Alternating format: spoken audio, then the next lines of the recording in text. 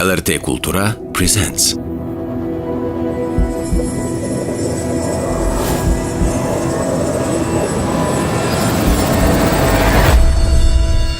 Networked, the 10th International Kaunas Biennial, contemporary visual and sound art. The event is held under the patronage of Her Excellency Dalia Grybauskaitė, President of the Republic of Lithuania.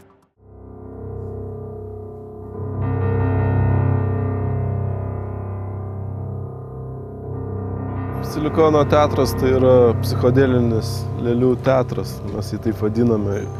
Iš dalies tai nėra toks paprastas teatras, tai labiau meninis projektas. Vieno žmogaus rodomos lėlės, kurios yra po to projektuojamos su projektoriu ant didelės sienos ar paviršiaus.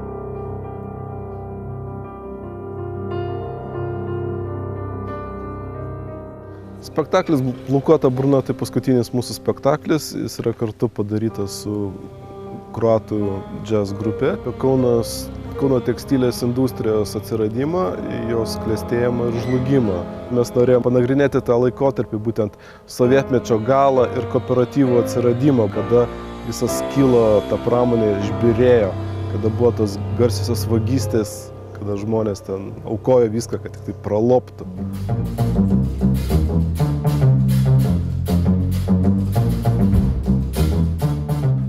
Spektaklis Pati auksė turi labai aišku planą, bet visą laiką pasiliekame vietos improvizacijai, nes pusė efekto sudaro muzika. Ir dar kita pusė yra publika, kuri kaip reaguoja. Ir auksė turi nuspręsti, ką daryti, kaip sureaguoti. Ir kartais netgi yra pakeičiamas scenarijus, jeigu, sakykime, mato, kad kažkas nesigauna, ar kažkas griūna, ar muzika vėluoja. Žodžiu, yra aplinkybių tikrai. Tad tai nėra galutinis rezultatas, kai baigėsi. Tai tokia kaip vaidyba, kuri yra ekspromtu daroma.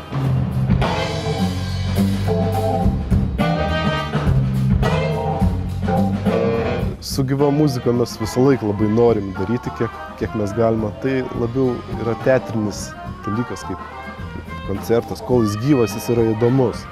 Mes duodam laisvę muzikantams beveik visą laiką.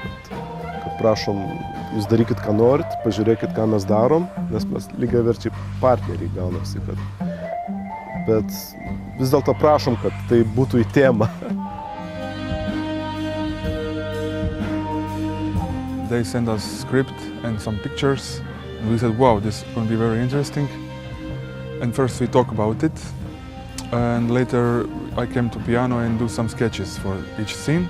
And then we tried with the band, and then together when we were watching their show on screen, and we were simultaneously reacting and playing, like it was like half improvisation. It's never completely the same, it's always doing changes. As their show also is changing, so we are reacting to each other. Well, I did some collaboration with theaters, but it was never complicated like this, because it was just a piano and playing one instrument, one sound, and this needed to be like many sounds.